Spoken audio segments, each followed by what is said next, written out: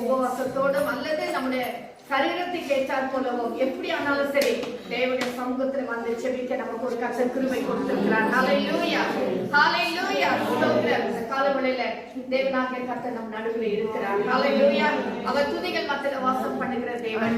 என் நாமத்தினால் எங்கே ஒன்று ரெண்டு பேர் கூடுகிறீர்களோ நடுவில் நான் இருக்கிறேன் என்று சொன்ன தேவன், இருக்கிறவராகவே இருக்கிறேன் என்று சொன்னதான கர்த்தர் நம் நடுவில் இருக்கிறார். ஹல்லேலூயா, ஹல்லேலூயா. ஸ்தோத்திரம். இந்த காலவெளியில கூட கொஞ்ச நேரம் தியானிப்பதற்காக பெற்றுக்கொள்வோம்.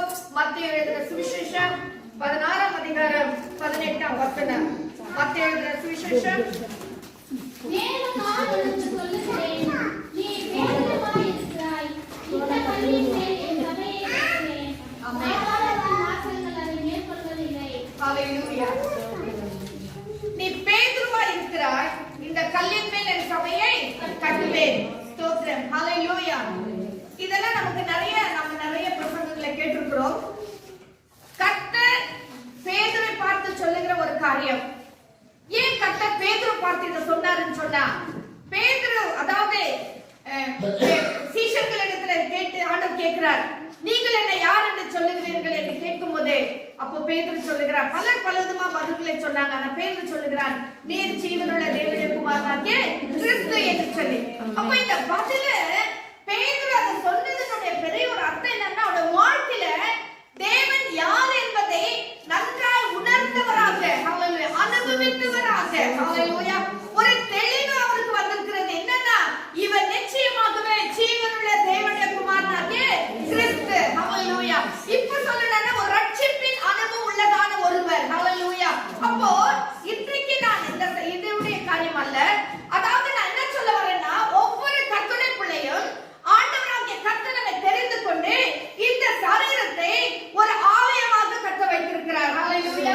அதாவது 1 கொரிந்தியர் 3ஆம் அதிகாரம் 16ஆம் வசனத்துல வாசிக்கிறோம், நீங்கள் தேவனுடைய ஆலயமாய் இருக்கிறீர்கள் என்று, தேவனுடைய ஆவியானவர் உங்களுக்குள்ள வாசமாய் இருக்கிறார் என்று அறியீர்களா அப்படி என்று சொல்லுகிறார். அப்போ நமக்குள்ள தேவனாகிய கர்த்தர் வாசமாய் இருக்கிறவராய் இருக்கிறார். இது ஒரு தேவனுடைய ஆலயமாய் இருக்கிறது. அதே 1 கொரிந்தியர் 6ஆம் அதிகாரம் 19ஆம் வசனத்துல வாசிக்கிறோம், உங்கள் சரீரமானது நீங்கள் தேவனாலே பெற்று உங்களுக்குள்ள வாசமாய் இருக்கிற பரிசுத்த ஆவியானவருடைய ஆலயமாய் இருக்கிறீர்கள். ஹல்லேலூயா. அப்போ இது எப்படின்னா, இது தேவனுடைய ஆலயமாய் காணப்படுகிறது. இது ஆண்டவர் சொல்கிறார், என்னுடைய சபையை நான் கட்டுவேன். அப்போ தேவன் நமக்குள்ள வாசம் பண்ணுகிற தேவனுடைய ஆலயமாய் இருக்கிறோம். ஹல்லேலூயா, ஹல்லேலூயா. ஸ்தோத்திரம். நாம் ஒவ்வொருவரும் தேவன் தங்கி தாவரிக்கிறதான ஆலயம். ஹல்லேலூயா, ஹல்லேலூயா. எபேசியர் வாசிங்க. எபேசியர் 2ஆம் அதிகாரம் 21ஆம் வசனம் 22ஆம் வசனம். எபேசியர் Ephesians chapter 2 verse 21 and 22. அவர் மேல் மாளிகை முழுவதும் இசைவாய் இணைக்கப்பட்டு. ஆமென். போதும் அப்படியே வச்சுக்கோங்க. அவர் மேல் மாளிகை முழுவதும் இசைவாய் என்னப்பட்டு வருகிறோம், இணைக்கப்பட்டு கட்டப்பட்டு வருகிறோம். ஹல்லேலூயா. நாம் ஒவ்வொருவரும் ஆலயங்களாக இருக்கிறோம். இந்த ஆலயம் என்ன செய்கிறதுனா, இசைவாய், அதாவது நன்றாய் ஒரு கல்லின் மேல் ஒன்றாக இசைவாய் கட்டப்பட்டு வருகிற ஒரு ஆலயமாய் இருக்கிறோம் என்று சொல்லி எபேசியர்ல நாம் வாசித்தோம். ஹல்லேலூயா. அதாவது இந்த மாளிகை எப்படி நாம் கட்டிக் கொண்டிருக்கிறோம், ஆமென், கட்டப்பட்டு வருகிறோம். இந்த ஆலயம் நம்முடைய கிறிஸ்துவ வாழ்க்கை, நம்முடைய ஆவிக்குரிய ஜீவியம். ஹல்லேலூயா. அல்லது இந்த மாளிகை நாம் எப்படி கட்டிக் கொண்டிருக்கிறோம், இதை கட்ட வேண்டுமானால் இதுக்கு ஒரு அஸ்திபாரம் வேண்டும். ஆமென். அஸ்திபாரம் இல்லாத எந்த ஒரு கட்டடத்தை நாம் கட்ட முடியாது. ஆமா தானே? அஸ்திபாரம் இல்லாத கட்டடம் என்ன செய்யும், விழுந்து அது நிக்காது, நிலைத்திருக்காது. அப்போ அஸ்திபாரம் நமக்கு கண்டிப்பா வேணும். அதாவது வாசிங்க, யார் மேல் இந்த அஸ்திபாரம் யார் மேல் போடப்பட்டு கட்டப்பட்டு வருகிறோம் என்று சொன்னால் வாசிங்க எபேசியர் 2ஆம் அதிகாரம் 19ஆம் வசனம். எபேசியர் 2ஆம் அதிகாரம் 19ஆம் வசனம். நீங்கள் இனி அந்நியரும் பரதேசிகளுமாய் இராமல் பரிசுத்தவான்களோட ஒரே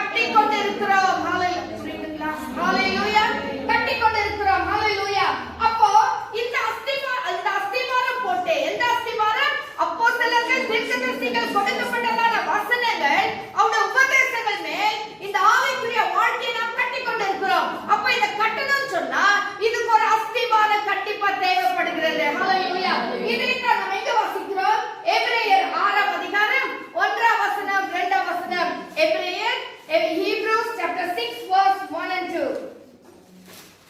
எல்லாரும் எடுத்துக்கொள்ளுங்க அந்த வசனம். எபிரேயர் 6ஆம் அதிகாரம் 1-2 வசனங்கள். கிடைக்கலீங்களா?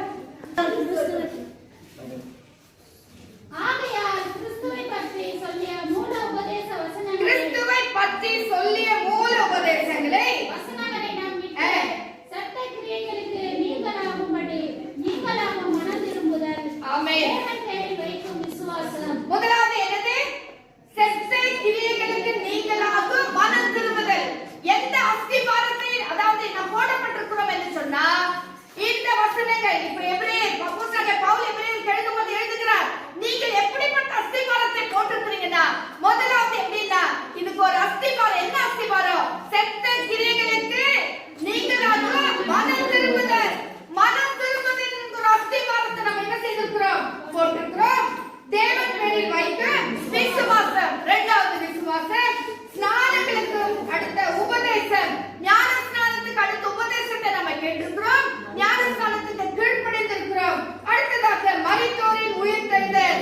தேவனாகிய கர்த்தர் மரித்தோமானால் இரண்டாம் வருகையிலே நாம் உயிர்த்தெழுவோம். தேவனாகிய கர்த்தரை நாம் பார்ப்போம் என்கிற ஒரு பெரிய நம்பிக்கையும் விசுவாசமும் நம்முடைய வாழ்க்கையில காணப்படுகிறது. ஹalleluya.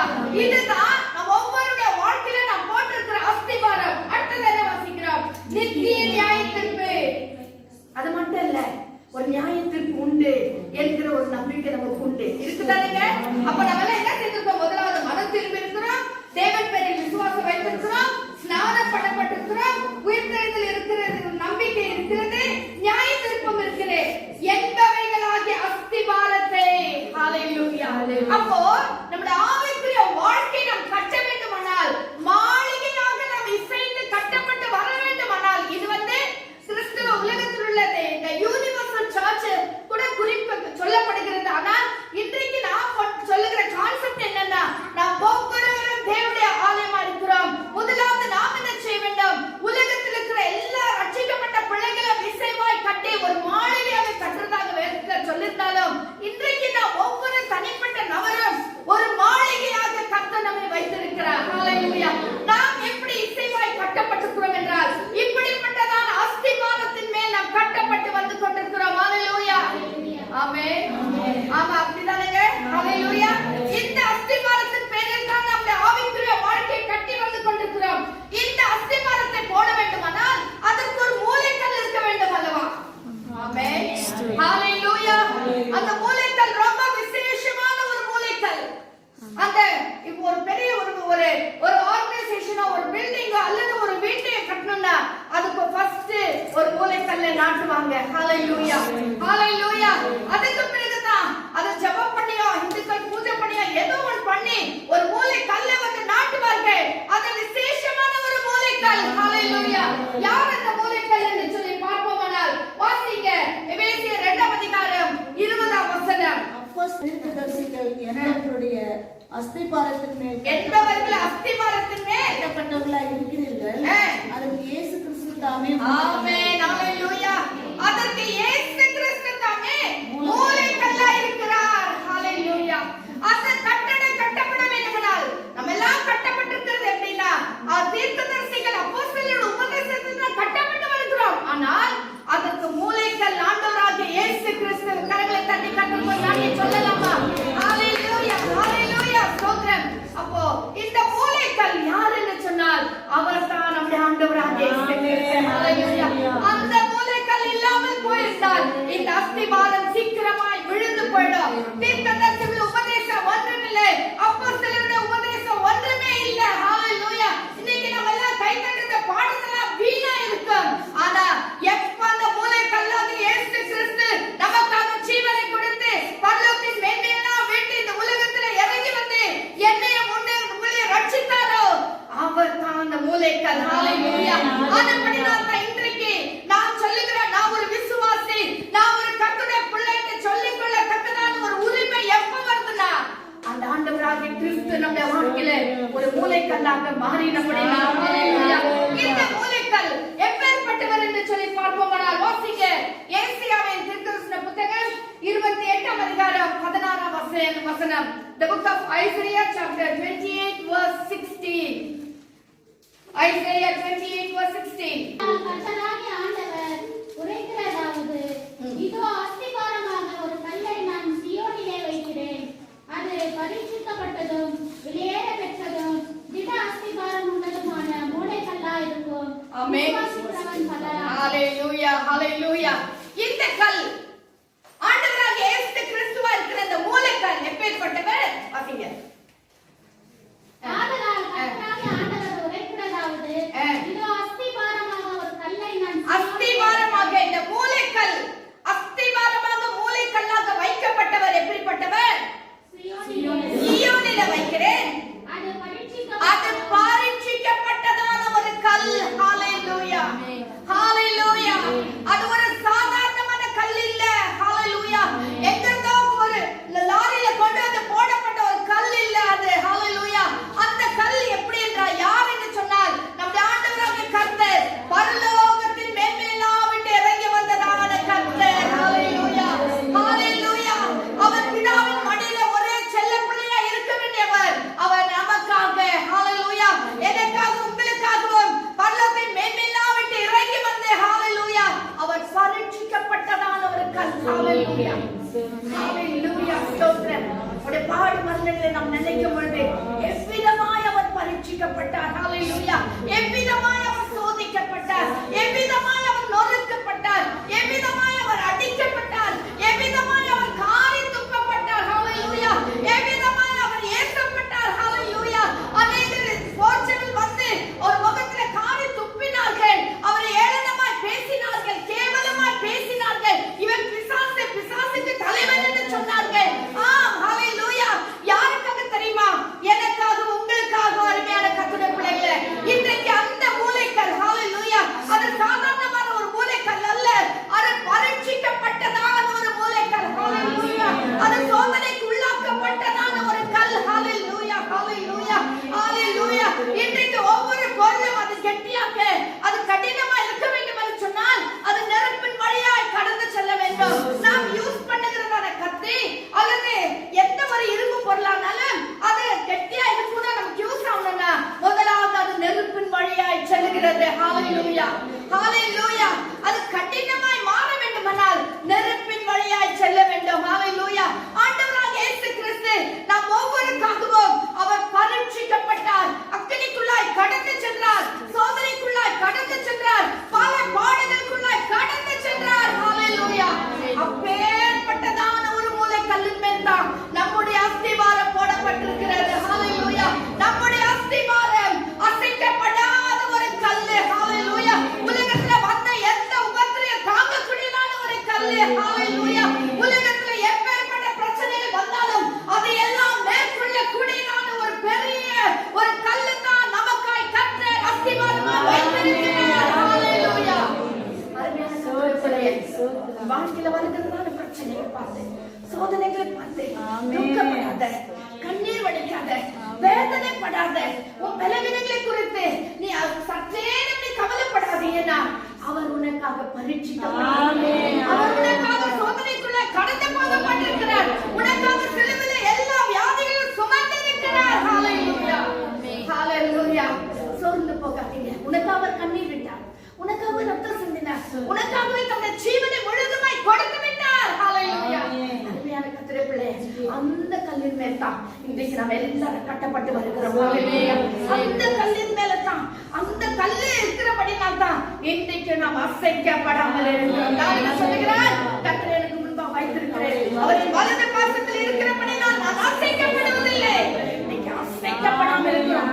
பிரச்சனைகள் வரட்டும், போராட்டம் வரட்டும், நிந்தை வரட்டும், துக்கம் வரட்டும், வேதனை வரட்டும், பண பிரச்சனை வரட்டும், எது வந்தாலும் சரி, இன்னைக்கு அசைக்கப்படாமல் இன்னைக்கு தேவ சமூகத்துல வந்து கர்த்தாவே நீ நல்லவர் என்று சொல்லி துதிக்க ஒரு கிருபை தந்திருக்காரே. அது ஏன் தெரியுமா? இன்னைக்கு ஆண்டவராகிய கர்த்தர் நம்முடைய அஸ்திவாரத்தின் மூலைக்கல்லா இருக்கிறார். ஹalleluya, ஹalleluya. வாசிங்க சங்கீதம் 118 அதிகாரம் 22 வசனம். சங்கீதம் 118 22. Psalms chapter 118 verse 22. மத்தேயு 21:42. இன்னொருவர் மத்தேயு 21:42. வீடு கட்டுகிறவர்கள் ஆகாது என்று தள்ளின கல்லே மூலைக்கு தலைக்கல்லாய். ஆமென். வீடு கட்டுகிறவர்கள்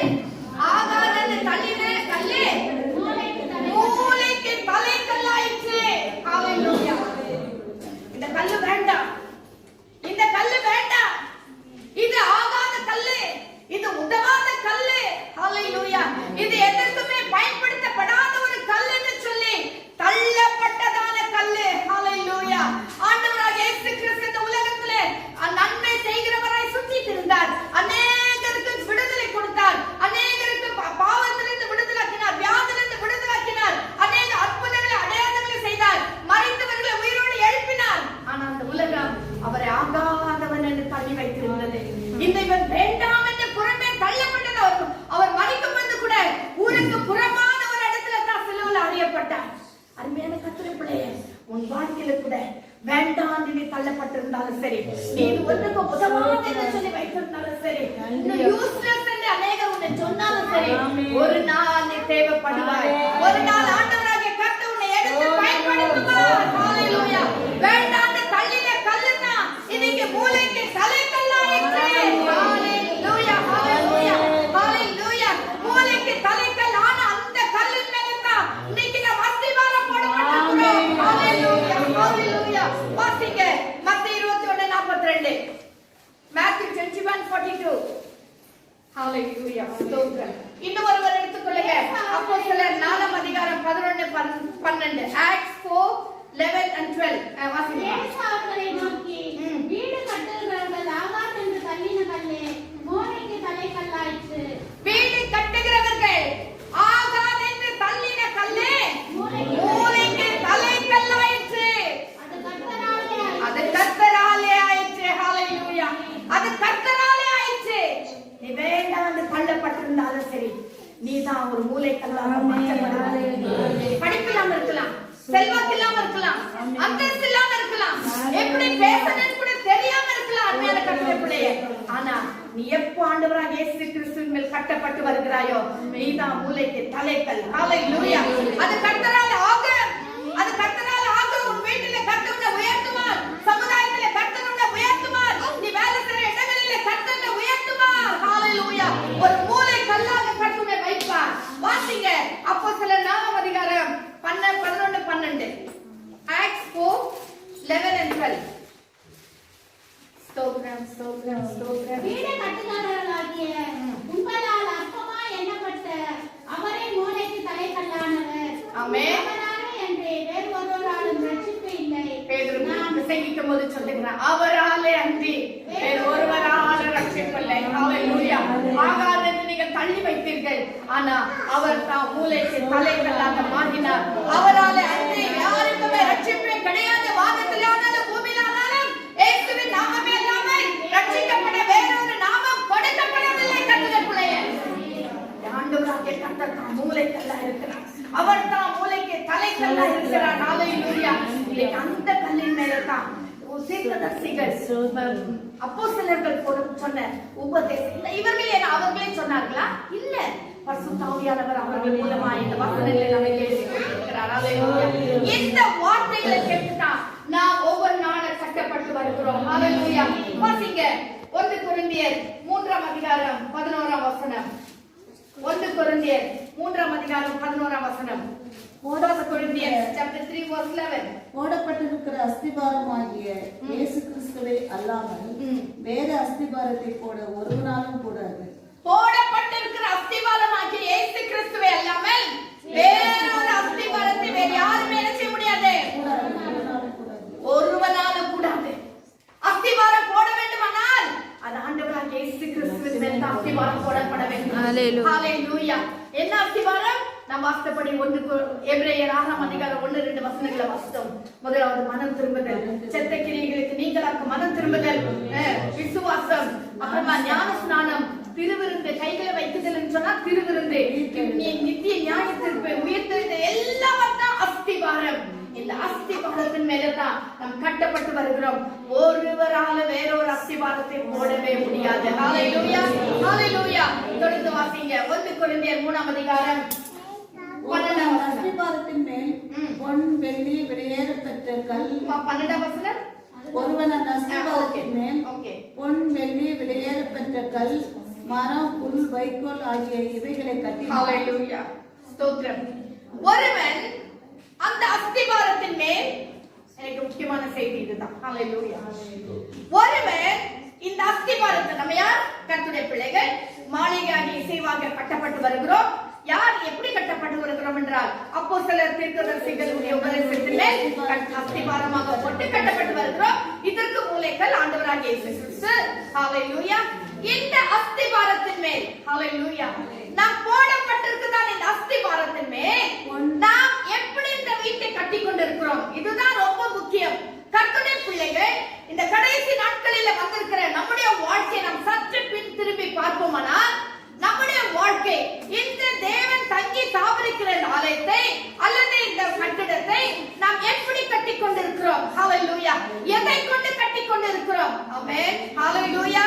இங்க வந்து பன்னெண்டாம் வசனத்துல ரெண்டு விதமான கட்டடங்களை குறித்து சொல்லப்படுகிறது. ஒன்று பொன், வெள்ளி, வெளியேறப்பட்ட கற்கள். ஹalleluya.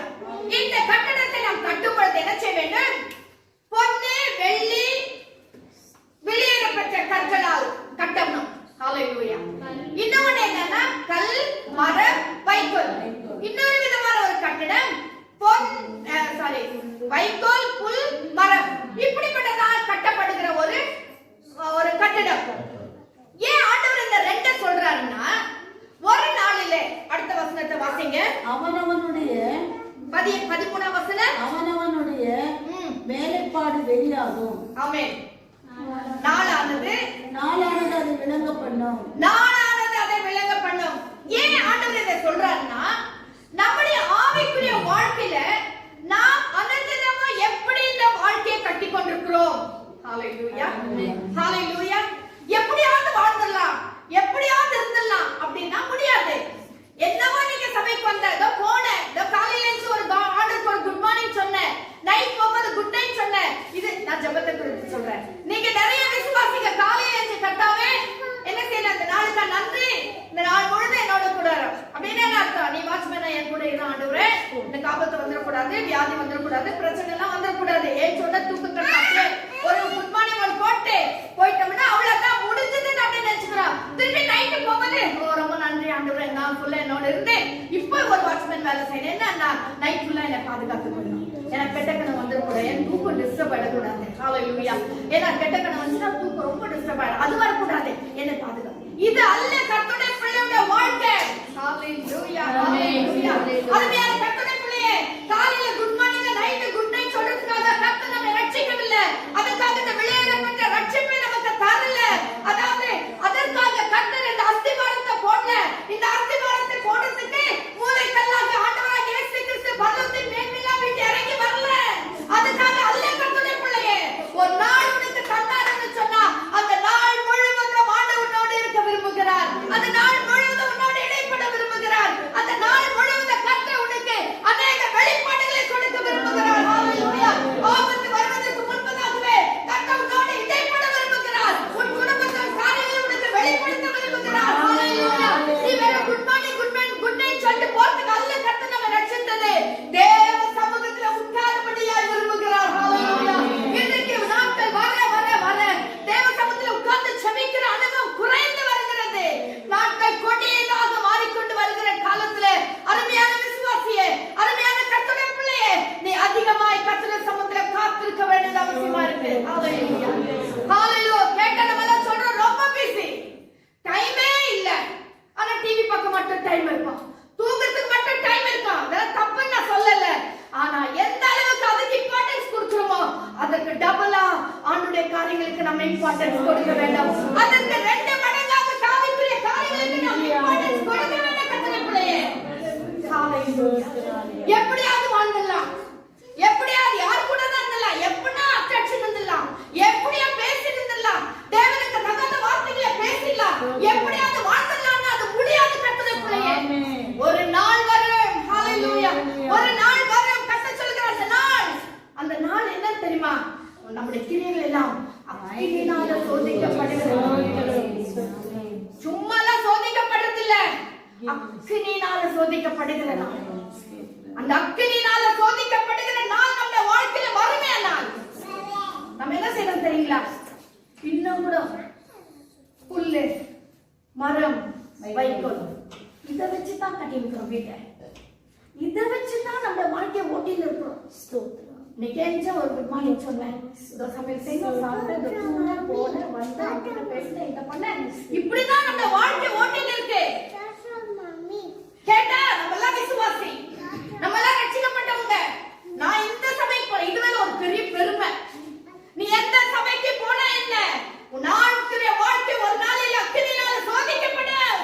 ஹalleluya ஹalleluya ஸ்தோத்திரம் ஸ்தோத்திரம். வெளிரங்கமாய் பார்த்து பதிலளிக்கிறார் அல்ல நம்முடைய ஆண்டவர். நம்முடைய அந்தரங்க வாழ்க்கையை காண்கிற தேவன், உன் அந்தரங்க வாழ்க்கையை கர்த்தர் பார்க்கிற தேவன். ஹalleluya ஹalleluya. நீ செல்போன்ல எதை யூஸ் பண்றதை பார்க்கிற தேவன். நீ அந்தரங்கத்துல ரகசியமாய் பேசுகிற காரியங்கள் என்ன என்பதை பார்க்கிற தேவன், கேட்கிற தேவன்.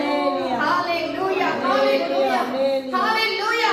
மேல்பூச்சா வெள்ளை அடிக்கப்பட்ட கல்லறைகளை போல நாம் இருக்க வேண்டாம். ஆமென். ஹalleluya ஹalleluya. உனக்குள்ளே உள்ளே இருக்கிற காரியங்கள், ஆவிக்குரிய ரகசியமான காரியங்களை பார்க்கிறதான தேவன். நீ எந்த இடத்துல போனாலும் சிலரை நிறைய பேர் எப்படி தெரியுங்களா, ஆளுக்கு தகுந்த வேஷம், இடத்துக்கு தகுந்த வேஷம். அந்த இடத்துக்கு போனா அவங்க மாதிரியே நடந்துக்கிறது. அவங்களுக்கு இவங்களுக்கு வித்தியாசமே இருக்காது. அவங்க என்ன பண்ணாலும் ரைட், அவங்க கூடவே போயிடுது. அவங்க என்ன பேசினாலும் சரி, அவங்க மாதிரியே பேசிட்டு போயிடுது. எப்படி உன் வாழ்க்கையில அப்படி நடக்க முடியும்? நீ ஒரு கர்த்தருடைய பிள்ளை அல்லவா, உனக்குள்ள பரிசுத்த ஆவியானவர் தங்கி தாபரிக்கிறார் அல்லவா, நீ தேவனுடைய ஆலயமா இருக்கிறாய் அல்லவா, கர்த்தருடைய பிள்ளை. ஹalleluya ஹalleluya ஹalleluya. ஸ்தோத்திரம் ஸ்தோத்திரம் ஸ்தோத்திரம். ஏன் அந்த பயம் நமக்குள்ள இல்லாம போதே, ஏன் நமக்குள்ள அந்த யோசனை இல்லாம போதே, ஏன் நாம் பரிசுத்த பிள்ளை நடந்து கொள்கிறோம்? ஒரு நாள் வரும், ஒரு நாள் வரும். அது எனக்கானாலும் சரி, நமக்கானாலும் சரி, ஒரு நாள் வரும். அந்த நாளிலே நம்முடைய ஆவிக்குரிய வாழ்க்கை சோதிக்கப்படும். அக்கினிக்குள்ளாய் கடந்து செல்லப்பட வேண்டிய நேரம் வரும். அந்த நேரத்துல புல்லினால நம்ம கட்ட வைத்திருந்தா, உலக பிரகாரமான அழித்து முதல காரியத்தினால் நம்முடைய வாழ்க்கையை கட்டி கொண்டிருந்தால், இன்னைக்கு லௌகிகம், இன்னைக்கு இச்சை, ஓ நல்ல ட்ரெஸ் போடணும், நல்லா இருக்கணும், எல்லாம் கரெக்ட் தான், நல்லாவா இருக்கணும் கர்த்தருடைய பிள்ளைகள், அது மாத்திரம் அல்ல நம்முடைய வாழ்க்கை. ஒவ்வொரு கர்த்தருடைய பிள்ளையும் பொன்னினால் கட்டப்பட்டு வர வேண்டும். ஒவ்வொரு கர்த்தருடைய பிள்ளையும் வெள்ளினால் கட்டப்பட்டு வர வேண்டும். ஒவ்வொரு கர்த்தருடைய பிள்ளையும் அதாவது வெளியேறப்பட்ட கற்களினால் கட்டப்பட்டு வர வேண்டும். கற்கள், வெளியேறப்பட்ட கற்கள் ஆவிக்குரிய காரியங்களை காட்டுகிறது. பொன்னு பரிசுத்தத்தை காட்டுகிறது. வெள்ளி ஆவிக்குரிய குணாதிசயங்களை காட்டுகிறது. ஹalleluya. இப்படிப்பட்டதான ஆவிக்குரிய கற்களினால், பொன்னினால் நாம் அலங்கரிக்கப்பட வேண்டும். ஹalleluya ஹalleluya ஹalleluya. பரிசுத்த ஆவியானவரால் ஒவ்வொரு நாளும் நாம் அலங்கரிக்கப்பட வேண்டும். ஆவிக்குரிய கற்களினால் நாம் அலங்கரிக்கப்பட வேண்டும். ஜெபம் என்கிற ஒரு கற்கள், ஓ தரிசனம் என்கிற காரியம், அதாவது வெளிப்பாடு என்கிற காரியம், இதெல்லாம் ஆவிக்குரிய காரியங்கள். இவைகளில் நாம் ஒவ்வொரு நாளும் கட்டப்பட்டு வர வேண்டும். ஹalleluya ஹalleluya ஹalleluya. அருமையான கர்த்தர்களே, ஸ்தோத்திரம். நம்முடைய ஆவிக்குரிய ஜீவியத்தை நாம் எப்படி கட்டிக் கொண்டிருக்கிறோம்? ஒரு நாள் அக்கினி வந்து சோதிக்கப்படும் போது அது வெளியாகும், வெளிப்படுத்தப்படும். பொண்ணு ஒண்ணுமே ஆகாது. பொண்ணு என்ன செய்யும் தெரியுமா? இன்னும் சொல்லிக்க. ஆமென். ஹalleluya ஹalleluya. வெள்ளி இன்னும் சொல்லிக்க, வெளியேறப்பட்ட கற்கள் இன்னும் சொல்லிக்க. ஹalleluya. இன்னைக்கு நம்முடைய வாழ்க்கையில சின்ன சின்ன காரியம் வந்தாலே நாம் சோர்ந்து போயிடுறோமே. ஏன்? நாம் இன்னும் புல்லினால கட்டப்பட்டு வருகிறோம், வைக்கோலினால் கட்டப்பட்டு வருகிறோம், மரத்தினால கட்டப்பட்டு வருகிறோம். ஹalleluya. அழிந்து போகிற காரியங்களிலேயே நாம் கவனம் வைத்துக் கொண்டிருக்கிறோம். வேண்டாம் கர்த்தருடைய பிள்ளைகளே, கர்த்தருடைய வருகை அதி சீக்கிரமா இருக்கிறது. ஒவ்வொரு உலகத்தை பார்த்தா என்னைக்கு என்ன நடக்கும்னு சொல்ல முடியல. ஆமென். என்னென்ன நடக்கும்னு சொல்ல முடியல. இது மட்டும் நமக்கு தெரியும், தேவன் நம் பட்சத்தில் இருக்கிறார். ஹalleluya. தேவன் நம் பட்சத்தில் இருக்கிறார் என்று மட்டும் நமக்கு நல்ல ஒரு நம்பிக்கை இருக்கு. அதனால தான் நம்ம என்ன செய்யணும்? ஒவ்வொரு நாளும் பொன்னினாலும் வெள்ளினாலும் நாம் கட்டப்பட்டவர்களாய் காணப்பட வேண்டும். நம் முழுதுமே ஒரு ஆவிக்குரிய கற்களினாலே, ஆவிக்குரிய கற்களினாலே நாம் கட்டப்பட்டவர்களாக இருக்க வேண்டும். நமக்குள்ள ஒரு ஆவிக்குரிய மகிமை. ஹalleluya ஹalleluya. இயேசுவானவர் படவில் இருந்து இறங்கி வந்த உடனே, அவர் கெனசரேத் அந்த கடல் அருகில் வந்த உடனே யார் வந்து லேகியோன் ஓடி வரான். ஓடி வந்து, ஆண்டவரே ஏன் எங்களை துன்பப்படுத்த வந்தீங்க? ஆண்டவர் பிசாசை தேடி போல ஓடி வர்றான். ஏன் ஆண்டவரே எங்களை துன்பப்படுத்துகிறேன்? இன்னைக்கு நம்ம எல்லாம் என்ன செய்யறோம்? நம்மள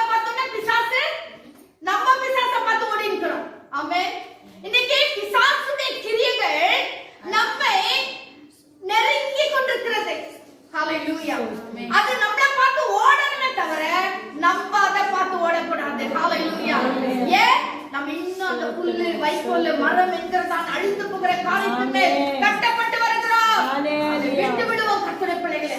என்ன வந்தாலும் சரி, நான் எங்க போனாலும் சரி, நான் எந்த இடத்துல இருந்தாலும் சரி, நான் எந்த சூழ்நிலையில இருந்தாலும் சரி, நான் ஒரு கர்த்தருடைய பிள்ளை. நான் ஒரு கர்த்தருடைய பிள்ளை. அந்த பயம் இருக்கணும். நேற்று காலையில நாங்க போகும்போது ரோஜி மாமா தனுமாமே எங்க தாங்க மழை நேற்று தெரியும் நமக்கு ஃபுல்லா ட்ரிப்ளிங் இருந்துச்சு. ஆட்டோ பாஸ் பண்ணாரா, எங்க கார்ல போகும்போது தண்ணி ஆட்டோ மேல பட்டுச்சான். அதுக்கு அவன் நின்று ஒரு சத்தம் போட்டு போனான். நேற்று மத்தியானம் நேற்று சாயங்காலம் நாங்க மீட்டிங் முடிச்சுட்டு வர நேரத்துல ஒரு இடத்துல வந்துட்டு முன்னாடி ஆட்டோக்காரன் நின்றுட்டு இறங்கி வந்து ரொம்ப பயங்கரமா பேசிட்டு இருக்கான். பாஸ் என்ன பண்ணாரு, விண்டோ ஓபன் பண்ணிட்டு சாரி அப்படின்னாரு. அவன் என்ன பண்ணாங்க, பயங்கரமா கெட்ட வார்த்தை பேச ஆரம்பிச்சிட்டான். சாத பாஸ் என்ன பண்ணாரு, விண்டோ க்ளோஸ் பண்ணிட்டு பேசாம சாரி உள்ள இருக்கு சாரி சாரி. என்னவா, நான் நினைச்ச ஒரு ஆட்டோ டச் பண்ணிட்டாரு போலகுது, ஒரு அதுதான் இப்படி உள்ள போகிறதுனா இல்லையா, தண்ணி பட்டுச்சு அவன் மேல. இதுக்கு யாரை என்ன பண்ண முடியும் சொல்லுங்க? மழை காலத்துல இப்படிதான் இருக்கும். அவன் மழை காரடி பாஸ் இத்தனைக்கும் அவன் 20 கிலோமீட்டர் ஸ்பீட்ல தான் வந்துக்கிறான். அவ்வளவு ஸ்லோவா தான் வந்துக்கிறோம். ஆனாலும் தண்ணி செதுரும் இல்லைங்களா, அது செதுரி அவன் மேல பட்டுச்சான். பயங்கரமா பேசுறான். நான் நினைச்சு அப்புறம் நான் பாஸ் எதுக்கு இவ்வளவு சத்தம் போடுறான்னா பாஸ் சொல்றேன், தண்ணி பட்டுச்சாமா அவன் மேல, தண்ணி விழுந்துச்சான். அதனால நான் என்ன சொல்ல வரேன், பாஸ் சொல்றாரு, நான் ஒரு கர்த்தருடைய பிள்ளை. அவன் பேசுற மாதிரியோ நான் கோபமா கூட நான் பேச முடியாது. ஹல்லேலூயா ஹல்லேலூயா. அவன் பேசினா அது காலையில அவன் வந்துச்சு நாங்க பேசாம வந்துட்டோம். அதுக்கப்புறம் அவன் போனான். அவன் எவ்வளவு பேசணுமோ அவன் பேசினான், நாங்களும் சைலண்டா இருந்தோம். அப்புறமா நான் என்ன சொல்ல வரேன், எந்த சூழ்நிலை வந்தாலும் எந்த காரியங்கள் வந்தாலும், இப்ப கூட நீங்க பெருசு பாத்தீங்கன்னா பின்னால பாவம் சிக்னல் அவன் ஃபாஸ்டா வந்து 2 வீலர் வந்து நம்ம வண்டி இடிச்சிட்டான். இடிச்சுட்டு அவன் என்ன பண்ணிக்கிறான், இடிச்ச உடனே பின்னால ஸ்டெப்னி இருக்குது இல்லைங்களா, அதுல ஃபுல்லா அவன் இடிச்சுக்கிறான். ஃபாஸ்ட் இறங்கி வந்தாராம். வந்துட்டு நம்ம கண்ணாடி உடஞ்சிச்சு, வேற யாருன்னா இருந்தா அதுக்கு பே பண்ற வரைக்கும் விட்டுருக்க மாட்டாங்க. இவர் வந்துட்டு சொல்றாரு, நான் சொன்னேன் இவ்வளவு பெருசா உடஞ்சிருக்கு அப்படின்னு கேட்கக்கூடாதா அப்படின்னா, அட்லீஸ்ட் கொஞ்சம் காசாவது வாங்கக்கூடாதா, ரிப்பேராவது பண்ணிருக்கலாமே. அம்மா அவன் இடிச்சுட்டு அவனே வந்துட்டாமா, பாவம் அவன், நான் என்ன தவங்கிட்ட கேட்குறேன், நான் வந்துட்டேன். அப்போ ஒரு கர்த்தருடைய பிள்ளை ஒரு நல்லதை தான் யோசிக்கிறாங்க பாருங்க. ஹல்லேலூயா. இன்னைக்கு கூட போனீங்க பாருங்க, டேப் போட்டு வச்சிருக்கீங்க, அது வேற போடல. நான் என்ன சொல்ல வரேன், எந்த சந்தர்ப்பத்திலும் எந்த காரியத்திலும் எப்பேற்பட்ட சூழ்நிலையிலும் நான் ஒரு கர்த்தருடைய பிள்ளைங்கிறத நான் மறந்து போகக்கூடாது. நான் ஒரு கர்த்தருடைய பிள்ளைங்கிற மறந்து போக கூடாது. நான் எதன் மேல் கட்டப்பட்டு வருகிறேன், அஸ்திபாரமாக இயேசு கிறிஸ்துவின் மேல் கட்டப்பட்டு வருகிறேன். மூலை கல்லா இருக்கிற இயேசு கிறிஸ்துவின் மேல் கட்டப்பட்டு வருகிறேன். நம்ம ஆவிக்குரிய வாழ்க்கை நாம் எப்படி கட்டி கொண்டிருக்கிறோம். ஹல்லேலூயா ஹல்லேலூயா ஹல்லேலூயா. வாசிங்க 14ஆம் வசனம். அதன் மேல் ஒருவன் கட்டினது நினைத்தால் அவன் கூலியை பெறுவான். ஆமென். அந்த வசனத்தோட ஃபுல்லா வாசிங்க. ஒருவன் கட்டினது வெந்து போனால் அவன் நஷ்டமடைவான், அவனோ ரட்சிக்கப்படுவான். அதுவும் அக்கினியில் அறையப்பட்டு தப்பினது போல் இருக்கும். இப்போ நல்ல நீங்க ஒருவனை கட்டினது நிலைத்திருந்தால் நம்ம என்ன செய்யணும், அக்கினிக்குள்ள கடந்து செல்லணும். இது ஒரு அழகான ஒரு வசனத்தை கட்ட சொல்றாரு. எப்படின்னா, நீ அக்கினிக்குள்ள கடந்து போகும்போது, நீ சோதிக்கப்படும் போது அது நிலைத்திருந்தால் அது நீ கூலியை பெறுவார். சோ ஒருவேளை அது வெந்து போச்சுன்னா, நல்ல கவனிங்க, அது வெந்து போச்சுன்னா என்ன செய்வாங்க, கூலியை நஷ்டமடைவான். ஓகே, அவனோ ரட்சிக்கப்படுவான். அப்போ கர்த்தர் என்ன பண்றாருன்னா, நம்முடைய வாழ்க்கையில நல்ல கவனிங்க. அதாவது இது ஒரு ஆவிக்குரிய வாழ்க்கை. நாம் எப்படி ஆவிக்குரிய கற்களால், வெளியேற பெற்ற கற்களால், ஆவிக்குரிய கிருபைகளினாலே கர்த்தர் கொடுத்து நமக்கு தர வரங்களினாலே நாம் கட்டப்பட்டு வரணும். சப்போஸ் அது இல்ல, நீ அழிந்து போகிற காரியத்தின் மேல் நீ கட்டி இருந்தேன்னா என்ன செய்ய, அது வெந்து உருகி ஒண்ணு இல்லாம போயிடும். ஆனா கர்த்தர் ஆனா உனக்கு என்ன ஆகும், வெட்கம் உண்டாகும் இல்லைங்களா, வெட்கம் உண்டாகும். பரலோகத்துல கர்த்தர் உன்னை கூப்பிட்டு உனக்கு பிரதிபலன் அளிக்கிற நாளில எல்லாருக்கும் கற்களை கிரீடத்தின் அந்த கற்களை கத்த போடும்போது நாம் வெட்கப்பட்டு போய்விடுவோம். நம்ம ரட்சிக்கப்பட்டிருப்போம், ஆத்மா ஆதாயப்படுத்தோம். ஆனா வரங்கள் இல்லைன்னா, அந்த கற்கள் இல்லைன்னா நம்ம ஆவிக்குரிய கிருபைகளை நாம் பெறாமல் இருந்தானா எப்படியோ நானும் சபைக்கு போயிருக்கிறேன், நானும் சர்ச்சில் தான் இருக்கிறேன், ஒரு குட் மார்னிங் குட் நைட் போட்டு நானும் ஜபப்பான பண்ணிருக்கிறேன், சண்டே தவறாம சர்ச்சுக்கு போயிருக்கிறேன், அந்த நிலைமையிலே நாம் இருந்தோம்னு சொன்னா நான் ஒரு நாளில் சிங்காசனத்துக்கு முன்பதாக எல்லா ஜனங்களுக்கு முன்பதாக விசுவாசிகள் பரிசுத்தவான்களுக்கு முன்பதாக வெட்கப்பட வேண்டிய ஒரு நிலைமை வரும். நீ ரட்சிக்கப்படுவ. ஒரு சும்மா உதாரணம் சொன்னா எல்லாருக்கும் கர்த்தர் கிரீடங்களை போடுவார். ஆனா எனக்கு ஒண்ணுமே இல்லைன்னா வெறும் இந்த புல்லினால வைக்கோல் நான் கட்டப்பட்ட ஒரு வாழ்க்கை இருக்குமே, ஆனால் எனக்கு எந்த கிரீடமே அப்ப எவ்வளவு ஷேம் இல்லைங்களா? பல்லவத்துல எவ்வளவு ஷேம் ஆகும் இல்லையா? எல்லாருக்கும் கர்த்தர் கிரீடங்களை போட்டு நீ இவ்வளவு ஆத்மாதாயம் படுத்தின, நீ இவ்வளவு கிருமைகளை பண்ண, அதாவது வலது பக்கம் நிற்பவர்களை பார்த்து ஆசீர்வதிக்கப்பட்டவர்களே கூப்பிட்டு கர்த்தர் சேர்க்கும் போதே அவர்களுக்கெல்லாம் ஆசீர்வாதங்களை கொடுக்கும் போதே எனக்கு ஒண்ணுமே இல்லைன்னா எவ்வளவு ஷேம் ஆயிடும். இன்னும் பெரிய மாதிரி பிரசங்கம் பண்ணாங்க, ஒரு கிரீடம் கூட இல்ல பாரு, அந்த கிரீடத்துல ஒரு கற்கள் கூட இல்ல பாருன்னு எனக்கு எவ்வளவு ஷேம் ஆகும். அந்த ஷேம் ஆகக்கூடாது. நான் வெட்கம் அடையாத படிக்க நாம் என்ன செய்ய வேண்டும்? ஆவிக்குரிய கற்களினாலே, ஆவிக்குரிய பொன்னினாலே, வெள்ளியினாலே நம்முடைய வாழ்க்கை நாம் என்ன செய்ய வேண்டும்? கட்டப்பட வேண்டும். ஆத்துமாதாயம் செய்ய வேண்டும். ஆவிக்குரிய கற்களினால் நாம் கட்டப்பட வேண்டும். கர்த்தர் கொடுத்திருக்கிற கிருபைகளினாலே நாம் அலங்கரிக்கப்பட வேண்டும். ஹல்லேலூயா. ஜெபத்தினால் அலங்கரிக்கப்பட வேண்டும், பரிசுத்தத்தினால் அலங்கரிக்கப்பட வேண்டும். ஆண்டு சொல்லி கொரிந்தியரில் சொல்லப்பட்டிருக்கிற 9 வரங்களினால் நாம் அலங்கரிக்கப்பட வேண்டும். வெளிப்பாடு என்னைக்கோ ஒரு நாள் வெளிப்பாடு இருந்துச்சு, ஒரு நாள் தரிசனம் பார்த்தேன், ஒரு நாள் நான் ஆவியில மகிழ்ந்திருந்தேன், ஒரு நாள் நான் இப்படி இருந்தேன், ஒரு நாள் இருந்தாலும் போதாது. என்றைக்கும் அதே கர்த்தருடைய பிள்ளைகள் அதே வாழ்க்கையில வாழ வேண்டும். ஹல்லேலூயா. கர்த்தருடைய பிள்ளைகள் என்றைக்குமே பரிசுத்த வாழ்க்கையை காத்துக்கொள்ள வேண்டும். ஹல்லேலூயா. ஹல்லேலூயா. ஸ்தோத்திரம். அது நிலைத்தால் அவன் ஆசீர்வதிக்கப்படுவான். அது என்னைக்கு நஷ்டம் அடைந்ததோ அன்றைக்கு ஸ்தோத்திரம். ஹல்லேலூயா. வாசிங்க 2 தீமோத்தேயு 2ஆம் அதிகாரம் 15ஆம் வசனம்.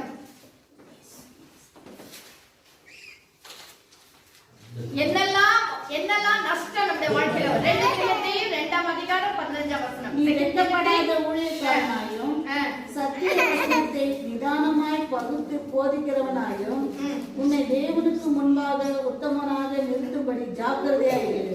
ஆமென். முதலாவது எப்படி இருக்கணுமா? வெட்கப்படாத ஊழியக்காரனாக. இது ஊழியக்காரனுக்கு மட்டும் சொல்லுகிற ஒரு வார்த்தை அல்ல. தீமோத்தேயுங்கிற வாலிபனுக்கு அவர் எழுதுறார், கரெக்டா? ஆனா நம்ம ஒவ்வொருவருக்கும் இந்த வசனம் பொருந்தும். நாம் வெட்கப்படாத ஒரு கர்த்தருடைய பிள்ளையாக, வெட்கப்படாத கர்த்தர் நம்மை ஊழியக்காரர் தான் வைத்திருக்கிறார். ஏதோ ஒரு விதத்துல கர்த்தருக்கு நாம் ஊழியங்களை செய்து கொண்டிருக்கிறோம். ஜெபம் என்கிற ஒரு ஊழியம் தான். இன்னைக்கு இந்த ஊழியத்தை செய்யறதுக்கு ஜனங்கள் வர்றதே இல்ல. ஸ்டேஜ்ல நின்னு பிரசங்கம் பண்ணனா ரெடி, பாடனா ரெடி, ஆனா மறைவா உட்கார்ந்து ஜெபிக்கணும்னா அது வர்றதே இல்ல. இது ஒரு ஊழியம், பெரிய ஊழியம். இந்த ஊழியத்துக்கு கர்த்தர் நம்மை அழைத்திருக்கிறார். ஹல்லேலூயா.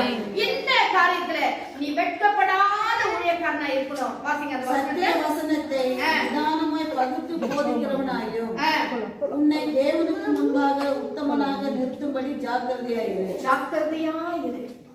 ஹல்லேலூயா. போதிக்கிறதிலும் தேவனுக்கு முன்பா நிற்கிற காரியத்திலும், அதாவது வெட்கப்படாத ஒருவனாக நாம் ஜாக்கிரதையாய் நம்மை காத்துக்கொள்ள வேண்டும். ஹல்லேலூயா. வாசிங்க 1 யோவான் 2ஆம் அதிகாரம் 28ஆம் வசனம். 1 யோவான் 2ஆம் அதிகாரம் 28ஆம் வசனம். பிள்ளைகளே, அவர் வெளிப்படும் போது நாம் அவர் வருகையில் அவருக்கு முன்பாக வெட்கப்பட்டு போகாமல் தைரியம் உள்ளவர்களாய் இருக்கும்படிக்கு அவரை நிலைத்திருங்கள். ஆமென். அவருடைய வருகையிலே நாம் வெட்கப்பட்டு போகாமல் இருக்கணும்னு சொன்னா அவரிலே நிலைத்திருக்க வேண்டும். நிலைத்திருக்கிற பிள்ளைகளாக கர்த்தர் நிலைத்திருக்கிறேன்னு சொன்னா அப்படியே அங்கே இருக்கணும். நான் முன்ன கூட சொல்லியிருக்கேன், ஒரு மரத்துல ஒரு கிளை நல்லா இருக்கணும்னு சொன்னா அந்த மரம் ஆகிய அந்த மரத்துல அது என்ன செய்யணும்? அந்த வேர் நல்லா உள்ள போயிருக்கிற மரத்துல அது நிலைச்சிருந்தா தான் அந்த கிளை நல்லா இருக்கும். அந்த கிளையில கனிகளை பார்க்க முடியும். இல்லைன்னா அந்த கனி அதுல நிலைத்திருக்கல. சப்போஸ் நீங்க வெட்டிட்டு அதை எடுக்காம அப்படியே விட்டீங்கன்னா அது தொங்கின்னு கிடக்கும் மரத்துல. அது கொஞ்ச நாள் அதுக்குள்ள அது காஞ்சி ஒண்ணு இல்லாம போயிடும் இல்லைங்களா? நிறைய நேரத்துல என்ன சொல்லுவாங்க, காஞ்சிட்டா தானே விழுந்து விட்டுருவாங்க. நான் என்ன சொல்ல வரேன், அப்படிப்பட்ட வாழ்க்கை அல்ல நம்முடைய வாழ்க்கை. நம்முடைய வாழ்க்கை ஹல்லேலூயா கிறிஸ்துவுக்குள்ள நிலைத்திருக்கிற ஒரு வாழ்க்கையா இருக்க வேண்டும். இன்னைக்கு இருந்த இந்த நாளைக்கு வெளியே போயிட்டு அப்படி அல்ல. ஒவ்வொரு நாளும் கிறிஸ்துவுக்குள்ள வாழ்கிற பிள்ளைகளா இருக்க வேண்டும். நோவாவின் படகுல, நோவாவின் பழைக்குள்ளே நிலைத்திருந்தார்கள். ஒரு நாள் இருந்துட்டு வந்துட்டு இல்ல நான் வெளியே போறேன் வெளியே வந்துட்டு இருந்தாங்கன்னா அவங்க அழிஞ்சு போயிட்டு இருப்பாங்க, நாசமாயிட்டு இருப்பாங்க. கர்த்தர் நியமித்த நாட்கள் வரைக்கும் அந்த 40 நாட்கள் இரவு பகலும் அந்த பேழைக்குள்ள இருந்தபடினாலே அவர்கள் விடுதலோடு கூட இறங்கி வந்தாங்க, தைரியமாய் வந்தாங்க, வெட்கப்படாம வந்தாங்க. ஹalleluya.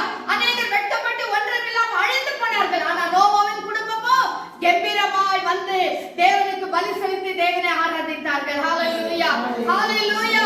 இன்றைக்கு கர்த்தருடைய பிள்ளைகளா இருக்கிற ஒவ்வொருவரும் கம்பீரமாய் கர்த்தருடைய பார்வையிலே கர்த்தருடைய பரலோக ராஜ்யத்திலே நாம் போய் சேர்க்க வேண்டுமானால் அந்த தேவன் குறித்ததான நாட்கள் போல குறித்த நாட்கள் வரைக்கும் ஆண்டவருடைய பிழைக்குள்ளே நாம் நிலைத்திருக்க வேண்டும். அந்த இரத்தத்தின் கோட்டைக்குள்ளே நாம் நிலைத்திருக்க வேண்டும். தேவ பிரசன்னத்திலே நிலைத்திருக்க வேண்டும். கர்த்தர் வைத்த சபையிலே நாம் நிலைத்திருக்க வேண்டும். தேவ மகிமையிலே நாம் நிலைத்திருக்க வேண்டும்.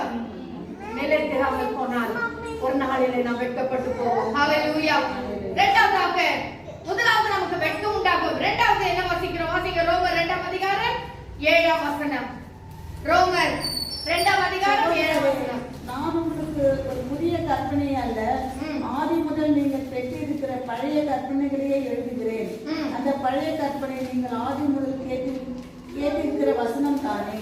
இல்லங்க, 2ஆம் அதிகாரம் 7ஆம் வசனம்.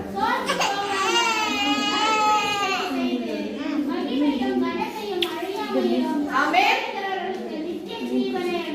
ஆமென். என்னமா என்ன அழியாமை காரியம் என்னன்னா மகிமையும் கனமும். ஹalleluya. நான் பொன்னினால வெள்ளினால வெளியேறப்பட்ட கற்களினால கட்டப்பட்டிருப்போமானால் கர்த்தருடைய வருகையிலே நாம் வெட்கப்பட்டு போக மாட்டோம். ஒரு நாள் அந்த நாள் அக்கினியில சோதிக்கப்பட்ட நாள்ல நாம் வெட்கப்பட மாட்டோம். அப்ப நம்ம வெட்கப்படாமல் இருந்தோம்னா நமக்கு மகிமையும் கனமும் உண்டாகும். ஆமென், ஹalleluya, ஹalleluya. மகிமையும் கனமும் நமக்கு உண்டாகும். இதுக்காகத்தான் நம்முடைய வாழ்க்கையில அவ்வளவு பிரயாசப்பட்டு ஒவ்வொரு நாளும் கர்த்தருடைய சமூகத்தில இருந்து நாம் செபிக்கிற பிள்ளைகளா இருக்கிறோம். வாசிங்க, அதாவது மத்தேயு 25ஆம் அதிகாரம் 40ஆம் வசனத்திலிருந்து 30ஆம் வசனம் வரைக்கும், 14ஆம் வசனத்திலிருந்து 30ஆம் வசனம் வரைக்கும் இப்பொழுது நீங்க வாசிக்க வேண்டாம். இதுல நம்ம என்ன பார்க்கணும்னு சொன்னா, ஒரு கர்த்தருடைய பிள்ளை பொன்னினால வெள்ளினால கட்டப்பட்ட ஒரு கர்த்தருடைய பிள்ளைக்கு என்னன்னா, they will get the opportunity to serve and the authority to heaven. அதாவது பொன்னினால வெள்ளினால கட்டப்பட்டு வருகிற ஒரு கர்த்தருடைய பிள்ளையோட வாழ்க்கை எப்படின்னா, கர்த்தருக்கு சேவை செய்யும்படியான ஒரு பாக்கியத்தை தருவாங்க. ஹalleluya. ஆனா மரம், வைக்கோல், புல் இவைகளினால் நாம் கட்டப்பட்டு வந்தால் கர்த்தருக்கு நாம் சேவை செய்யவே முடியாது. கர்த்தருக்கு எந்த காரியத்தை நாம் செய்ய முடியாது. ஹalleluya. அங்க நமக்கு ஒரு வெட்கம் உண்டாகும். புரியுதுங்களா? நல்ல ஜெபத்துல இருந்தா தானேங்க வெளியே வந்தோடனே நல்லா ஜெபிக்க முடியும். ஒண்ணுமே வீட்டுல ஜெப ஜெபியுமே இல்லைன்னாக்கா 10 பேர் முன்னாடி நம்மளால ஜெபிக்க முடியுமா? முடியாது. நம்ம ஆவிக்குரிய வாழ்க்கை ஜீரோவா இருக்கும். அப்போ அங்க கர்த்தருக்கு சேவை செய்ய முடியவே முடியாது. கர்த்தருக்கு ஏதாவது ஒரு காரியத்தை செய்யணும்னா முடியாது. அங்க நாம் வெட்கப்பட்டு போய் விடுவோம். ஹalleluya. அப்போ கர்த்தருக்கு அங்க வரும்போது நான் வஸ்திரம் இல்லாத நான் வந்தேன், எனக்கு வஸ்திரம் கொடுத்தீங்க. ஆகாரம் இல்லாத நான் வந்தேன், எனக்கு ஆகாரம் கொடுத்தீங்க இல்லைங்களா? வலது பக்கம் நிற்பவர்களை பார்த்து கர்த்தர் சொல்றாரு. அப்போ இந்த சேவையெல்லாம் கர்த்தருக்காக என்ன செய்ய, இதெல்லாம் செய்தது யாருக்கு? எனக்கே செய்வீங்க. ஹalleluya. அப்போ கர்த்தருக்கு ஒரு வேலை செய்யணும்னு சொன்னா நாம் என்ன செய்யணும்னா, வெட்கப்படாத பிள்ளைகளா இருக்கணும்னு சொன்னா நாம் அந்த பொன்னினால வெள்ளினால கட்டப்பட்டவர்களாக இருக்க வேண்டும். ஒவ்வொரு நாளும் நம்ம வாழ்க்கை பொன்னினாலும் வெள்ளினாலும் வெளியேற பெற்ற கற்களினால நாம் கட்டப்பட்டு வர வேண்டும். ஏன்னா இதை மட்டும் நீங்க நல்ல மனசுல வச்சுக்கோங்க. ஒரு நாள் வரும், அது அக்கினினாலும் துதிக்கிற நாளாயிடும். ஹalleluya. யார் என்ன சொன்னாலும் நடக்காது, யாரை நம்பிக்கை ரெக்கமெண்ட் பண்ணாலும் முடியாது. அந்த அக்கினியிலிருந்து நாம் தப்பித்துக் கொள்ள வேண்டுமானால் நாம் என்ன செய்ய வேண்டும்? நம்முடைய வாழ்க்கை பொன்னினாலும் வெள்ளினாலும் வெளியேறப்பட்ட கற்களாகிய ஆவிக்குரிய காரியங்களினால உலக பிரகாரமான காரியம் எல்லாம் அப்படியே அழிஞ்சு வெந்து உருகி ஒண்ணு இல்லாம போயிடும். ஆனா இந்த வெளியேறப்பட்ட காரியங்கள் தான் நம்முடைய வாழ்க்கையில எப்பவுமே நிலைத்திருக்கிறதா இருக்கும். ஹalleluya. இன்னொரு வசனத்தை கூட வாசிங்க. 2 கொரிந்தியர் 5ஆம் அதிகாரம் 10ஆம் வசனம். 2 கொரிந்தியர் 5ஆம் அதிகாரம் 10ஆம் வசனம். ஹalleluya, ஹalleluya. நன்றி ராஜா, நன்றி. ஹalleluya. சரீரத்தில் அவனவன் செய்த நன்மைக்காவது தீமைக்காவது தக்க பலனை அடையும்படிக்கு நாம் எல்லாரும் கிறிஸ்துவின் நியாயசனத்துக்கு முன்பாக வெளிப்பட வேண்டும். ஆமென். ஒரு நாள் வரும் வாசல் இல்லைங்களா? அதான் அந்த நாள் இதுதான். நாம் செய்த நன்மைக்காவது தீமைக்காவது நாம் எல்லாரும் கிறிஸ்துவின் நியாயஸ்தானத்துக்கு முன்பதாக நிற்கிற ஒரு நாள் வரும். அந்த நாள் தான் அது. ஹல்லேலூயா. அந்த ஒரு நாளை நீங்க சோதிக்கப்படுவீங்க, அக்னிக்குள்ளாக சோதிக்கப்படுவேன்னு சொன்னாரே, அந்த நாள் தான் இந்த நியாயத்திற்பின் நாள். இந்த நாளுக்காக நாம் ஆயத்தப்பட வேண்டும். ஹல்லேலூயா. இந்த நாள் ரொம்ப ரொம்ப எப்படி சொல்றது, கொடூரமான ஒரு நாள். கர்த்தருடைய பிள்ளைகளுக்கு ஆசீர்வாதமான நாள், உலக பிரகாரம் மனுஷனுக்கு அது கொடூரமான நாள். அந்த நாள் நமக்கு ஆசீர்வாதமான நாளா இருக்க வேண்டுமானால், அதாவது சந்தோஷமா மகிழ்ச்சியும் ஆண்டவர் நம்மை பார்த்து அழைக்கிற ஒரு நேரம் அது. ஹல்லேலூயா, ஹல்லேலூயா. என் பிதாவினால் ஆசீர்வதிக்கப்பட்டவர்களே, வாருங்கள், உங்களுக்காக ஆயத்தம் பண்ணின நித்திய ராஜ்யத்திலே பிரவேசிங்கள் என்று சொல்லுகிற அந்த நாள். ஹல்லேலூயா. அந்த நாளுக்கு நாம் ஆயத்தப்பட வேண்டும். ஒவ்வொரு நாளும் இந்த ஆவிக்குரிய ஜீவியத்துல மிகவும் ஜாக்கிரதையாக இருக்க வேண்டும். ஹல்லேலூயா, ஹல்லேலூயா. எந்த சந்தர்ப்பம் நமக்கு, எந்த சூழ்நிலை நமக்கு நமக்கு ஒண்ணு தெரியணும்.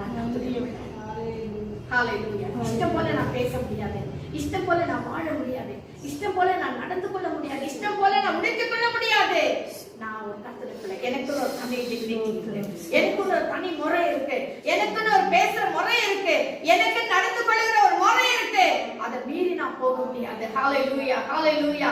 அதாவது அநேக சூழ்நிலைகள் நம்மை தூண்டி விடுகிறதா இருக்கலாம், கோபப்படுத்துகிற சூழ்நிலைகளா இருக்கலாம், அதாவது நம்மை வேதனைப்படுத்துகிற சூழ்நிலை இருக்கலாம், நம்ம எரிச்சல் மூட்டுகிற சில சூழ்நிலைகள் நம்ம வாழ்க்கையில வரலாம். என்ன வந்தாலும் சரி, நான் ஒரு கர்த்தருடைய பிள்ளை. ஹல்லேலூயா, ஹல்லேலூயா. ஸ்தோத்திரம், ஸ்தோத்திரம். நிறைய நேரத்துல நம்ம எல்லாருடைய வீட்டுல சந்தர்ப்பங்கள் வரும். எங்க வீட்டுல கூட சில சந்தர்ப்பங்கள் வரும்போதே சைலண்டா இருந்துட்டு எல்லா காரியம் முடிஞ்சிடும், பேசக்கூடாது. ஆவியர் ஒண்ணும் பேச சைலண்டா, அவ்வளவுதான், அவ்வளவுதான். அது அப்படியே அப்படியே அடைகிற பிள்ளைகள் எல்லா வீட்லயும் கணவர் மனைவி பிள்ளைகள் இருக்கும் சில பிரச்சனைகள் வரும். அதை நம்ம வாயை காத்துக்கொள்ள வேண்டும். இஷ்டம் வந்த போல பேசுறதோ கத்துறதோ நம்ம வச்சுக்க கூடாது. ஏன்னா நாம் இது சரீரம் வெளியேற மாளிகையாக இசையாய் கட்டப்பட்டது. இது ஒரு மாளிகை, சாதாரண வீடு கிடையாதுங்க. நாங்களும் நீங்களும் கட்டுற வீடு அல்ல, பெரிய மாளிகை. ஹல்லேலூயா. இந்த மாளிகையில நம்ம எல்லாரும் ஒவ்வொரு கட்டளாக இசைவாய் கட்டப்பட்டு வருகிறோம். இந்த இசைவாய் கட்டப்பட்டு வருகிற இந்த வாழ்க்கையில நம் பொன்னினாலும் வெள்ளினாலும் வெளியேறப்பட்ட கற்களினாலும் கட்டப்பட்டு வருகிற பிள்ளைகளாக நாம் இருப்போம். ஹல்லேலூயா. நம்ம எல்லாரும் எழுந்து நின்று ஜெபிக்க இருப்போம்.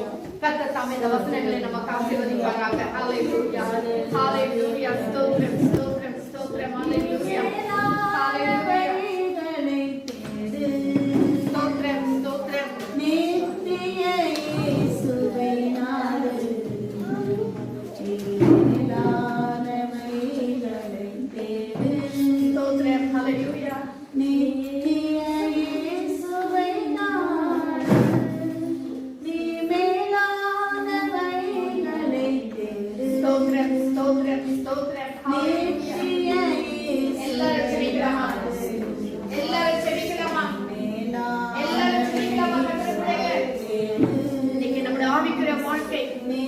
எப்படிப்பட்டதா இருக்கு நம்ம வாழ்க்கை, நம்ம எப்படி கட்டி கொண்டிருக்கிறோம்.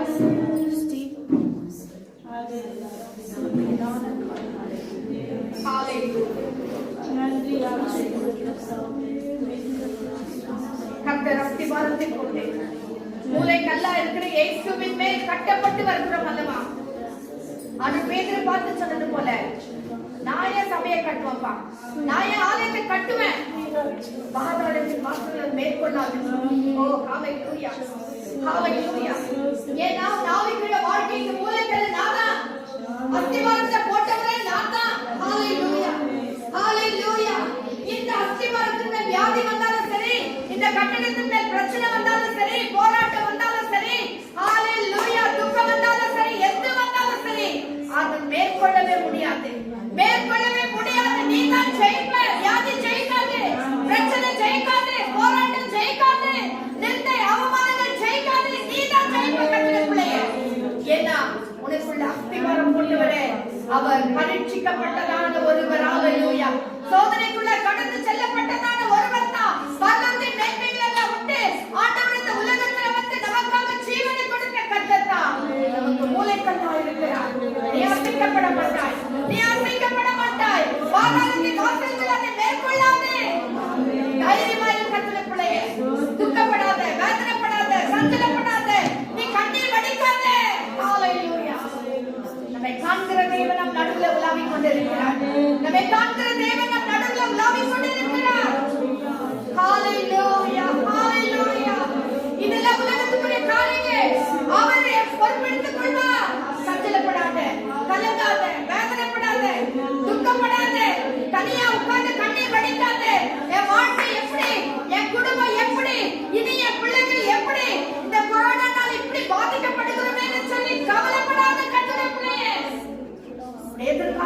கர்த்தருடைய கரத்துல வைத்திருக்கிறார். ஒவ்வொரு கர்த்தருடைய பிள்ளைகளை கர்த்தரோட உள்ள கரத்துல வரைந்து வைத்திருக்கிறார். உன் குடும்பத்தை வரைந்து வைத்திருக்கிறார். உன் கணவரை உன் பிள்ளைகளை கர்த்தர் வரைந்து வைத்திருக்கிறார். ஹalleluya. உன்னுடைய காரியங்களை கர்த்தர் வரைந்து வைத்திருக்கிறார். துக்கப்படாத அருமையான தாயே, கலங்காத, வேதனைப்படாத. ஆனா ஒன்று மட்டும் நம்ம செய்யணும். நம்முடைய வாழ்க்கை, ஆவிக்குரிய வாழ்க்கை அழிந்து போகிறதான பொருட்களினால் கட்ட வேண்டாம். அழிந்து போகிறதான காரியத்தினால் கட்ட வேண்டாம். அக்கினினால சோதிக்கப்படுகிற ஒரு நாள் வரும். அப்போ வருவது எல்லாம் வெந்து ஒன்று இல்லாம போயிடுமே. ஸ்தோத்திரம். எதுவுமே நம்ம கட்டி வருகிறோம். ஸ்தோத்திரம், ஸ்தோத்திரம். ஹalleluya. மாம்சத்தின் இச்சைகள், லௌகிக காரியங்கள். ஹalleluya, ஹalleluya. ஓ நன்றி ராஜா, நன்றி ராஜா. எப்படிப்பட்டதான ஒரு வாழ்க்கை வாழ்ந்து கொண்டிருக்கிறோம், அதுதான் முக்கியம். ஸ்தோத்திரம். ஹalleluya.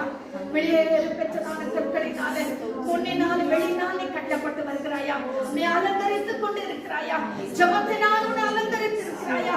ஆவிக்குரிய வரங்களினால் உன்னை அலங்கரித்துக் கொண்டிருக்கிறாயா? ஹalleluya. ஆண்டவர் கொடுத்த வரங்கள் எங்க? ஆண்டவர் கொடுத்த ஜெபச்சீவி எங்க? ஆண்டவர் கொடுத்ததான வெளிப்பாடுகள் எங்க? கர்த்தருடைய பிள்ளையே, ஆண்டவர் கொடுத்த தரிசனம் எங்க? ஹalleluya. எப்படிப்பட்ட ஒரு ஆவிக்குரிய வாழ்க்கையை நாம் வாழ்ந்துட்டு இருக்கிறோம். ஹalleluya. ஒரு சிலர் ஒரு நாளைக்கு ஒரு முறை கூட கர்த்தரோடு பேசுறதே இல்லை. கர்த்தரோடு பேசுறதே இல்லை. கர்த்தர் சமூகத்துல செபிக்கிறதே இல்லை. பரவாயில்ல கூட இன்னைக்கு இல்ல நாளைக்கு ஜெபம் பண்ணிக்கலாம்னு பாக்குறோம். ஆண்டவர் எவ்வளவு துக்கப்படுவார் தெரியுமா? இன்னைக்கு என் பிள்ளைகிட்ட பேசவே இல்லையே. ஹalleluya. என் பிள்ளைகிட்ட பேசவே இல்லையே. ஹalleluya. என் பிள்ளை பேசினாக்கா நான் ஏதோ காரியங்களை சொல்லணும்னு நினைச்சிருக்கிறேன். ஆனா ஆண்டவர் என் பிள்ளை பேசவே இல்லையே. என் பிள்ளைகிட்ட கோச்சு இருக்குது. என் பிள்ளை என்கிட்ட உறவாட மாட்டேன்னு சொல்லி ஆண்டவர் எவ்வளவு துக்கப்படுவார் தெரியுமா? நிவேதத்தை வாசிக்காம போனா, ஐயோ என் பிள்ளைக்கு அனுப்பின கடிதத்தை என் பிள்ளை வாசிக்க மாட்டேன்ல. ஹalleluya. என் பிள்ளைக்காக எவ்வளவு நல்ல வார்த்தைகளை நான் எழுதி வச்சிருக்கிறேன். தைரியப்படுத்துகிற வார்த்தைகளை வச்சிருக்கிறேன். அநேக வாக்குத்தத்தங்களை வச்சிருக்கிறேன். என் மகன் வாசிக்கிறதே இல்லையே, என் மகன் வாசிக்கிறதே இல்லையேன்னு சொல்லி ஆண்டவர் எவ்வளவு துக்கப்படுவார் தெரியுமா? கர்த்தருடைய பிள்ளையே, நம்ம எப்படி நம்ம வாழ்க்கை நடத்தி கொண்டிருக்கிறோம்? ஹalleluya, ஹalleluya. கவனமா இருப்போம், ஜாக்கிரதையா இருப்போம் என்று வேதத்துல வாசிக்கிறோம். ஒரு நாளில கர்த்தருடைய நியாயஸ்தானத்துக்கு முன்பதாக நிற்கணும். அதுக்காக கர்த்தர் நம்ம புறம்பே தள்ள மாட்டார். ரட்சிக்கப்படுவோம் தான், நாம் மீட்கப்படுவோம் தான். ஆனா எந்தவித பிரதிபலனை இல்லாம, எந்த விதமான கிரீடம் இல்லாம, எந்த விதமான ஆசீர்வாதம் இல்லாம ரொம்ப மோசமான வெளியில நேரத்துல மகிமையும் கனத்தெல்லாம் இழந்தவர்களா காணப்படுமே. அது எவ்வளவு அது எவ்வளவு துக்கம் அல்லவா? அதற்காகவா கர்த்தர் நம்மை ரட்சித்தார்? அதற்காகவா கர்த்தர் நம்மை மீட்டுக் கொண்டார்? ஹalleluya, ஹalleluya. உன்னை கொண்டு கர்த்தர் பெரிய காரியங்களை செய்ய விரும்புகிறார். ஹalleluya. யாருக்கு தெரியும்? நீ வேலை வேலை வேலைன்னு பிஸியா ஓடி இருந்த, இன்னைக்கு கர்த்தர் வேலையை நிறுத்தி ஹalleluya உன்னை கர்த்தர் ஜெபத்தில் இருக்கும்படி விரும்புகிறார். யாருக்கு தெரியும்? கர்த்தருடைய சித்தம் இருக்கலாமே. ஹalleluya. கர்த்தருடைய சித்தம் அதுவாக இருக்கலாமே. இந்த கடைசி நாட்களில் உன்னை பயன்படுத்த விரும்பலாமே. கர்த்தர் அநேக கிருபைகளை உனக்கு கொடுக்க ஒருவேளை ஆயத்தமா இருக்கலாமே. யாருக்கு தெரியும்?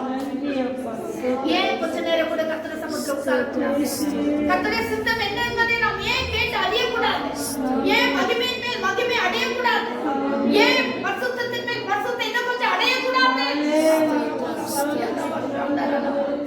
ஹalleluya, ஹalleluya. நன்றி ஆண்டவரே, நன்றி ஆண்டவரே. எல்லாரையும் தாழ்த்துகிறோம் ஆண்டவரே. சமூகத்தில் அர்ப்பணிக்கிறோம் ஆண்டவரே. ஹalleluya, ஹalleluya, ஹalleluya.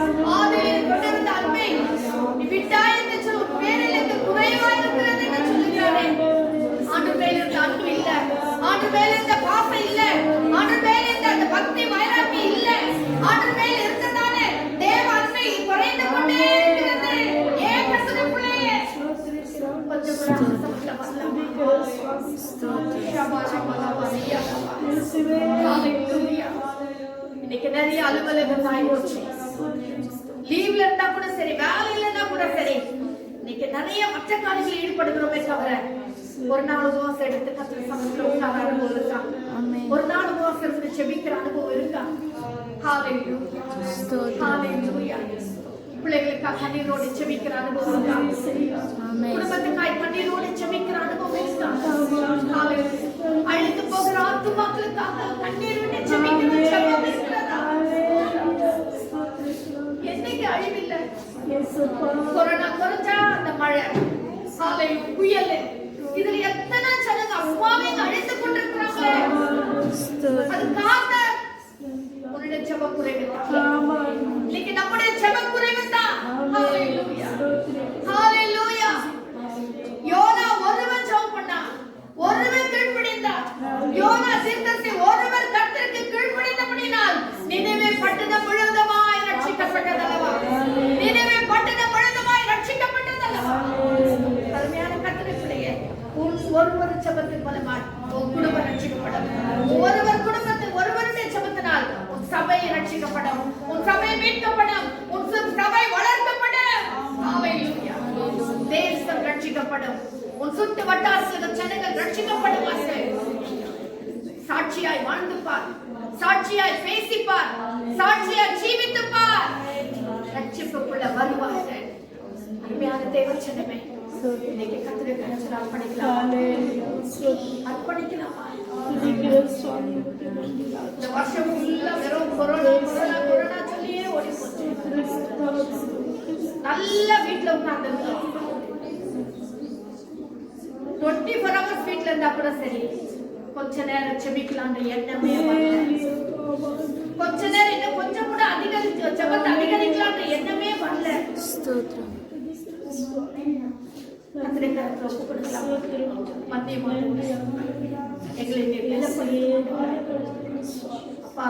இந்த வருஷத்தின் கடைசி நாட்களில் சந்தோஷத்தோடு நல்ல தீர்மானத்தோடு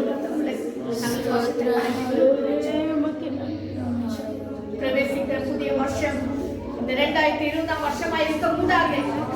ஹalleluya. ஒரு புதிய ஆசீர்வாதத்தை பார்க்கத்தக்கதாக நம்முடைய சபையிலே, நம்முடைய தேசத்திலே, நம்முடைய குடும்பத்திலே புதிய நன்மைகளை பார்க்கும்படியாய் இப்போதிலிருந்தே நாம் செபிக்க ஆரம்பிப்போம். ஹalleluya ஹalleluya. அன்பரட்சகா, நன்மையான போதனாலே நன்றி ராஜா. கர்த்தரை வாழ்த்துகிறோம், அர்ப்பணிக்கிறோம்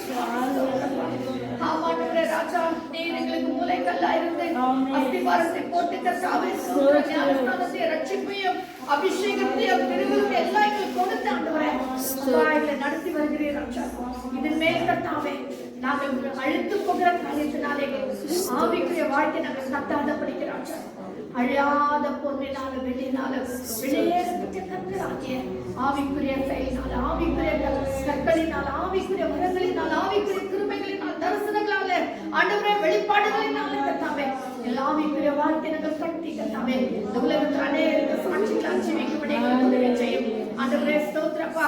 அநேகருக்கு கர்த்தாவே திறப்பின் வாசல்ல நின்று கண்ணீரோடு பாரத்தோடு செபிக்கிற பிள்ளைகளை மாற்ற மாட்டவரே, அந்த பாரத்தை எங்களுக்கு கொட மாட்டவரே. ஓ ஆத்துமா பாரத்தை அதிகமாய் கொட மாட்டவரே. ஏதோ ஒரு விதத்தில் ஜனங்கள் அழிந்து கொண்டே இருக்கிறார்கள். அப்பா அதற்காக போராட உதவி செய்ய மாட்டவரே. ஹalleluya ஹalleluya. ஏசாயாவில் நாங்கள் வாசிக்கிறபடி இதோ நான் வாசல் அடைக்கும் திறப்பில் நிற்கும் ஒருவனை தேடினேன், ஒருவனை காணேன் என்று துக்கப்படுகிறீர் அல்லவா ராஜா. அதற்காக எங்களை அர்ப்பணிக்கிறோம் ஆண்டவரே, எங்களை அர்ப்பணிக்கிறோம் ஆண்டவரே ராஜா. சிறப்பில் நிற்க எங்களுக்கு உதவி செய்யும் ஆண்டவரே, உதவி செய்யும் ஆண்டவரே. அப்பா ஸ்தோத்திரம். இன்றிலிருந்து எங்க ஜெப நேரத்தை அதிகரிக்க எங்களுக்கு உதவி செய்யும். சமுத்திர எங்களை ஒப்பு கொடுக்கிறோம் ஆண்டவரே. ஸ்தோத்திரப்பா. ஆண்டவரே பாகாலத்தின் வாசல்களை மேற்கொள்வதில் சொன்னீரேன். இதை நாங்கள் தைரியப்படுத்திக் கொண்டு இந்த வார்த்தையினால நான் பலனடைய என்ன வந்தாலும் சரி கர்த்தருக்கு நான் வாழுவேன், கர்த்தருக்கான மகிமையா பிரகாசிப்பேன் என்ற ஒரு தீர்மானத்தோடு எங்கள் வாழ்க்கை நடத்த எங்களுக்கு உதவி செய்யும். இந்த செய்தி கேட்கிற ஒவ்வொரு பிள்ளைகளை நீர் ஆசீர்வதித்தரலாம் ஆண்டவரே. ஸ்தோத்திரப்பா ஸ்தோத்திரப்பா. கேட்கும் போதே கர்த்தருடைய ஆவியான ஒவ்வொரு உள்ளவர்களோடு இடைப்படுகிறார்கள். நீர் பேசுவீராக ராஜா. ஒவ்வொரு நீர் திட்டப்படுத்த வெள்ளப்படுத்த ஆண்டவரே கர்த்தருக்கு மகிமையை எழுப்பி பிரகாசிக்க உதவி செய்தது ஆண்டவரே. இன்னும் ஆண்டவரே பா ஸ்தோத்திரப்பா. பொன்னினால வெளியினாலும் வெளியேறப்பட்ட கற்களினால் கட்டப்பட ஒவ்வொருவருக்கும் நீ உதவி செய்தலாம். தாழ்த்துக்கு பொன்னான கரத்திலே ஒப்பு கொடுக்கிறோம். துதிகளை மகிமையை செலுத்துகிறோம். இயேசுவின் இன்ப நாமத்தில் ஜெபிக்கிறோம் எங்கள் ஜீவனுள்ள பிதாவே. ஆமென்.